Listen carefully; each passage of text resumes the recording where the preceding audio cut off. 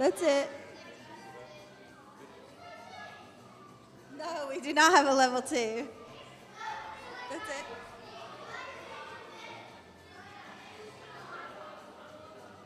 No, I guess it is. Hey, Dennis, you can go back to the script.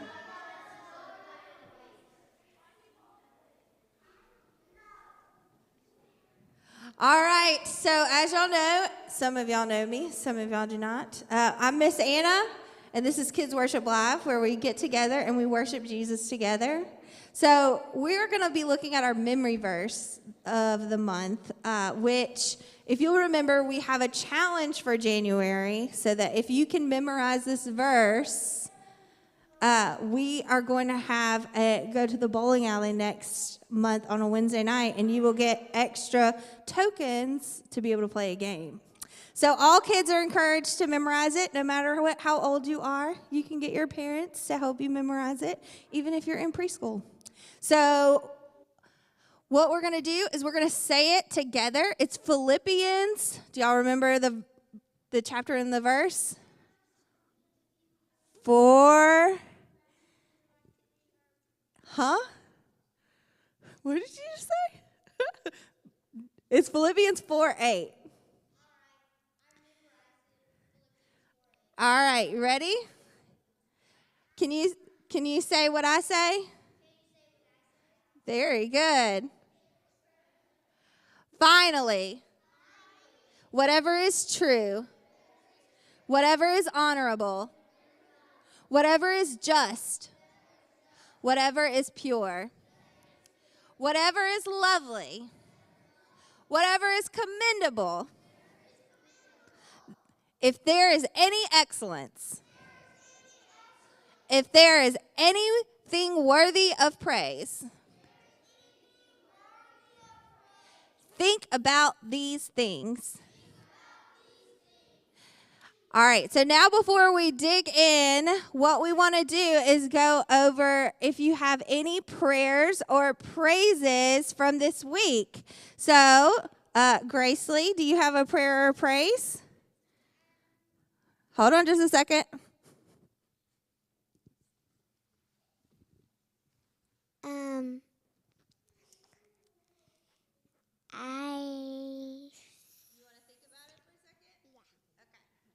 Does anybody else have any prayers or praises that they want to lift up?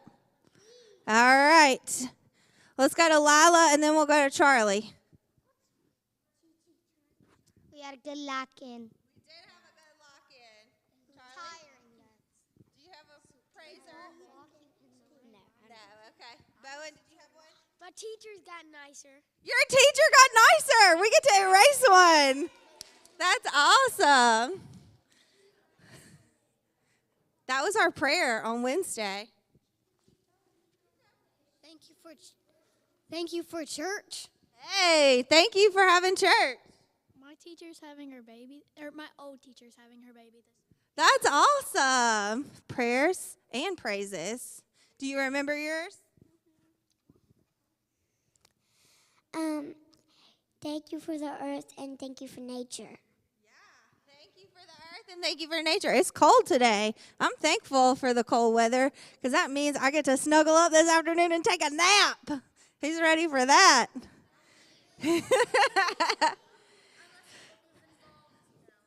I'm with you on that. I can read a book. Okay, so does anybody else have any prayers or praises they want to lift up this morning? Harry feels better. Woo! Harry feels better. I'm getting my steps in this morning. Am I allowed to praise for Krispy Kreme? Yes, absolutely. I praise for Krispy Kreme. Yes, praise report for Krispy Kreme this morning. Thank you for the beautiful sun, and thank you for Jesus' birthday. Yeah, we just celebrated Jesus' birthday. Thank you for family and food, friends, homes, earth, and you.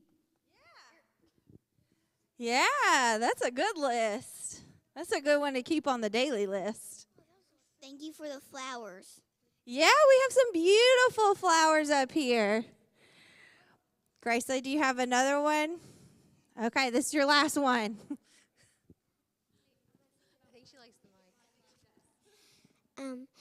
Thank you for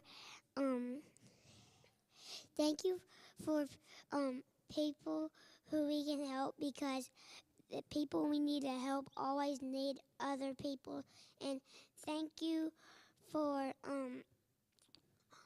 homes and everything everybody needs. Thank goodness that all those things are taken care of. Hold on just a second. I got some over here. Charlie, did you remember yours? Did you remember yours? Okay. I love you. Oh, love you too. That my dad has a good trial next week. Yeah, we have that on the prayer board.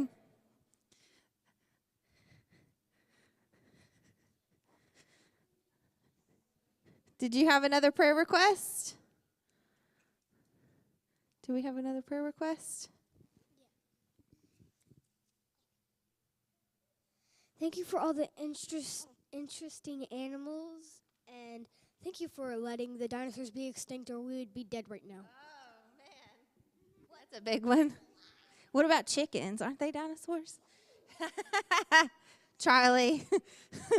We're going to bow our heads really quick and go to the Lord in prayer. And then we are going to get up and get moving. And we are actually going to listen to our VBS theme song for this summer. Y'all are the first to hear it. So let's bow our heads and close our eyes and go to the Lord in prayer. Hey, God, amazing Father, thank you so much for these many blessings that we talked about today. Thank you for the things that are on our heart. Thank you for loving us so that we knew how to love others. Thank you for giving us the ability to wake up this morning and come and worship you. Lord, let us remember to think on these holy and lovely things that we learned today. And Lord, let us take them into our lives and learn to live them out. In your holy and precious name, amen. All right, everybody stand up. Now, I have heard it. There's actually I am the first one. So are y'all ready?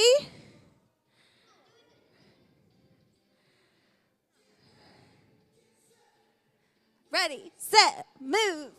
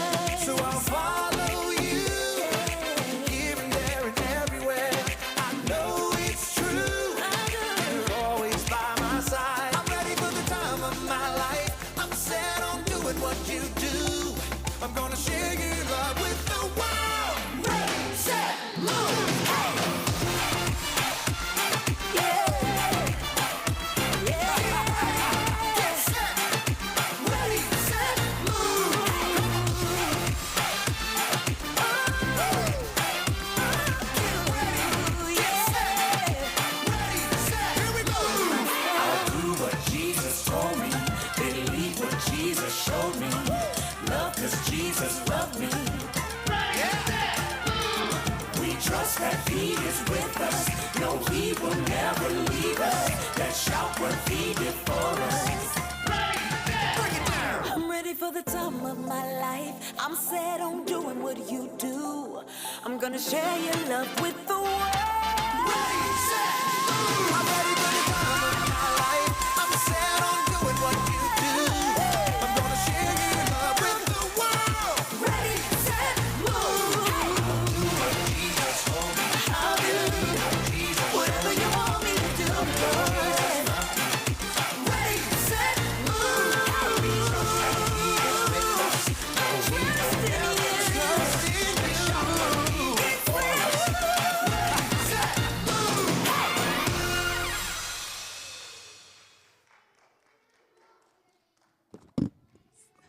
So y'all can have a seat. Yes. The theme is ready, set, move. Well, we're going to have a lot of fun. If y'all know what the Amazing Grace is or the game Survivor, that is a lot of the stuff that we will be doing this summer for VB. We are not going to go hunting. You okay, DJ?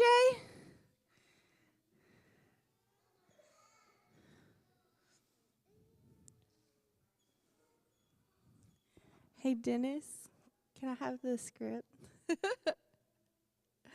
Okay, so what are some things that you have to take time to think about before you do them? Go into a lock-in. What else? What are some things you have to really think about before you do them? Kaylee Ann. Like if in school and you're answering a question, you need to think about the answer before you say it. Yeah, you want to think about an answer before you say it out loud in a classroom. And always think about, like, if you, like, climb up something that is really high, always think about it first because you might trip and bust your head. Yeah, like if you're doing like a really difficult task. I forgot. It's okay. Does anybody else have anything that they have to really think about before they do them? Charlie, what do you have to think about before you do it? You don't. Go to school. When you go to school? Absolutely. Mabry, what do you have to think about before you do it? Playing with toys. When you're playing with your toys, you got to think about how you're going to play with them and what they're going to do. If your parents say something to you, you have to think about what you're going to say next. That is a very smart response. Think about what you say before you say it. Be careful. Be careful who you choose to be your contestant in a Nerf gun fight. Ah, before a Nerf gun fight. So I have. Oh. Okay. Hi, Rudy Kate. What's your answer? Toys. Toys, absolutely. You got to think about how you're going to play with them, what they're going to do. Are they going to break? Can I step on it? Does it able to be launched in the air without being broken? So I'm going to tell you about a time that I actually didn't think about something before I did it. And it kind of backfired on me. So when I was little, I had a Barbie dream home. Does anybody play with Barbie here? Just me? Okay, so I had a Barbie dream home, and it was like a little plastic doll. And it came with, I bought this accessory or got an accessory that was an icy maker. It was like a snow cone maker. And it looked like a little palm tree. And I put ice, you put ice in the top, and then you put the palm leaves over it. And then you push down the palm leaves, and it shaved the ice into like a snow cone. And at the bottom, all the shaved ice would go into this plastic cup. And then you could put syrups in it, and it would be like a snow cone. Well, I had this in my room, and I was playing with it as just like a little palm tree decoration with my Barbie dream house. You could definitely eat the snow cone, but not after what I did. So I had this, and I was playing with it, and I was looking at it on the inside of the little ice shaver thing, and I noticed it looked a lot like a pencil sharpener. And so I was like, I have all these crayons in my room, and I had like big chunky crayons that we had like melted down into bigger crayons. Y'all know how you can put a bunch of crayons and melt them down and make them into like a shape or whatever. Well, I had a bunch of big chunky crayons that had been melted down into big chunky balls. And I thought, I bet I could turn my big crayons into actual like pointed crayons and use this just like a pencil sharpener. So what did Miss Anna do? She tried to sharpen her crayons in her snow cone maker. Do you think that worked out for me? Absolutely not. So what it did is I stuck the crayon in, and I stuck the palm leaves over, and I shoved it down, and the machine got really hot because it was not supposed to be used with crayons. It was supposed to be used with ice. And then the crayons melted into the like pencil sharpener part of it where the metal was. And then smart Anna was like, you know what? You know what I bet would fix this? If I just put ice on top of it and try to shove it through, it would just clean it out, right? Water cleans everything, right? Not melted crayon. Not melted crayon. And so I put the ice in, shoved it down. It just made it like start smoking a little bit. And I was like, this will be fine. So I just shoved it in my closet. And I was like, my mom will never know that I messed up my snow cone maker. It did not catch on fire. However, it got very hot. And because it was so hot that it was melting my crayons, and I had shoved it into the back of my closet, all my Sunday school shoes were in a pile at the back of my Sunday, underneath my Sunday dresses in my closet. And I melted 3 pairs of my Sunday school shoes. It was not the Yeezys, but it was quite possibly to my mother just as important. And I can remember my mother asking me, "Where's your snow cone maker?" And I very, very politely said, "I have no idea. I have no idea. Where would that be? Where could it be?" Now, she had already found my shoes, the snow cone maker, the crayons, and the melted mess that had become my closet because she smelled it. I mean, melted crayons, melted shoes, you're definitely going to smell it. Was I thinking clearly when I did this? No. Did I think it through when I did this? Did I ask an adult if this would be okay for me to do? No. So would it have been important or good for me at any point to maybe stop and think about what I was doing? Yes. Has anybody ever done something like that similarly, where you got yourself into like just this big mess where you're just like, I don't know how to get myself out of this anymore. I have gone in too deep. I have done too much stuff. I am in it. I am in it now. I just need to shove it in the closet and close the door and pretend that didn't happen ever. I definitely got in trouble. I got grounded for like 2 weeks.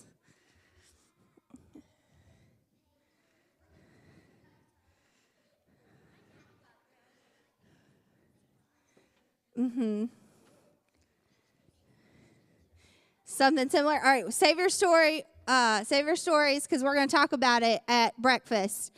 So as you can see, even I have done some things that if I would have just taken some time to think about it beforehand, things might have turned out a little differently. If any time I could have asked my mom for help, or at any time I could have said, stop, this is probably too far.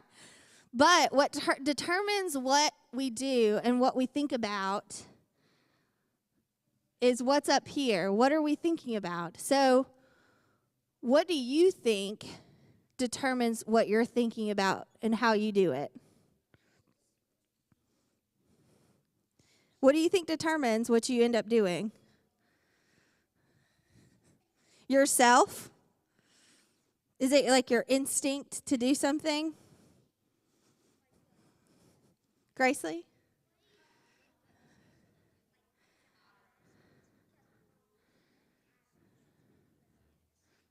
Mm-hmm. So I believe that a lot of the things that we do in life. Oh, Mason? Oh, you played with a Black Widow once. Maybe we should have thought about that.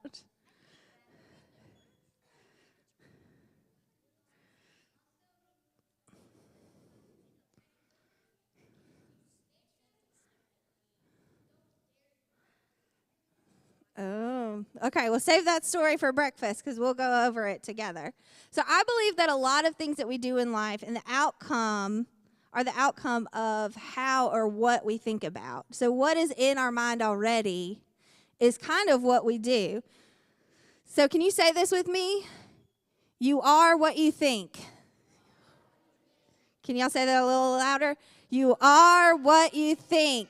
Okay, so I believe that a lot of things that we do in life are the outcome of how or what we are thinking about. I mean, that just kind of makes sense, doesn't it? Because let's face it, we do a lot of things that we just think about. How many of you, if you got hit in the shoulder, your immediate response would be like, I forgive you, my friend? What's your immediate response? Hit them back. If someone yells really loud at you and they say, hey, what's your immediate response? Is it, greetings, my friend? Ooh, we need to, but how we're approached, sometimes we just go back with whatever our gut feeling is or whatever we're thinking at that time. What if we're really anxious, like you're really nervous about something? You're having to get up on stage and say a full-on monologue, and we're really scared, and everybody's here, and everybody is in the audience looking at you, and it's really long and really complicated, and then somebody comes up to you and they say, we're going to change this, this, and this, and you're going to get it, and it's going to be fine.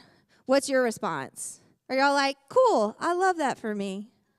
No, you're like, what? I can't do that.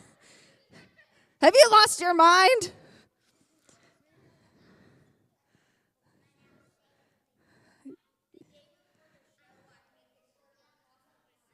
Yeah, the day before the show, you just make a trip across, you just run away. Listen, that is also something you could do based off what you were thinking of. Would that be the best choice for you? Or maybe you could say, hey, I've really practiced what I'm doing. I'm going to do it my way. Could that be an option?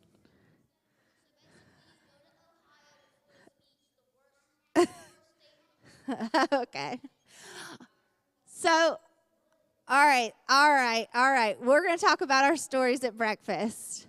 But let's face it, we have a lot to think about. We have a lot going on in our brains. We live in a world where there's media, and there is friends, and there is TV, and there is everything in the world. There's video games that are telling us what to think about, that are helping us fill our brains with things that we should be thinking about. And sometimes it helps us, but a lot of the times it kind of hurts us. We are in a constant state of connection to the world. We are connected to the world around us, and we get influenced by that world. We can become so connected that all we think about is that world and what that world tells us. And that can be kind of dangerous. And that's what Philippians 4:8 is warning us against and helping us to remember what is important for us to think about. So let's read it together and remember what is important for us to think about. So can you say what I say? Philippians 4:8. And now, dear brothers and sisters, one final thing. Fix your thoughts on what is true and honorable and right and pure and lovely and admirable. Think about things that are excellent and worthy of praise. All right, you guys. We have a lot to talk about at breakfast. We've seen that Paul the apostle has wrote this letter to the church of Philippi and was actually warning about the things that we think about. Paul knew that we needed to fix our thoughts on and guide our actions on these lists of things. He tells us very clearly here that we should fix our thoughts on things that are true, on our honorable and right and pure and lovely and admirable. And he doesn't say things that are true or honorable or right or pure. He says and. That means it needs to be all of those things. Is it hard to think about something that has all of those lists of requirements? Yes. But Paul knew that when we think about these things, that we could actually live them out. And so now what we're going to do is we're going to pray, and we're going to think over things at breakfast, and we're going to tell each other stories of maybe times that we hadn't thought things through the way that Paul is saying that we should. And think about maybe how our stories would change if we had. Will you bow your heads with me? Hey, God, thank you so much for helping us guide our thoughts. Guide our thoughts to what is true, what is honorable, what is right, what is pure, what is lovely and admirable. Things that are excellent, God. Keep our mind on these things so that we can go out and live our lives in excellence, in ways that are worthy of praise. We love you. Lord, bless this food to the nourishment of our bodies. Bless the hands that prepared it, the hands that delivered it. Lord, bless the mouths that eat it. And Lord, let us be nourished in you so that we might go out at doing these things. In your holy and precious name we pray. Amen. All right, I need us in a single file line. We're going to start with the first row. And we are going to make our way up to the big room for Krispy Kreme.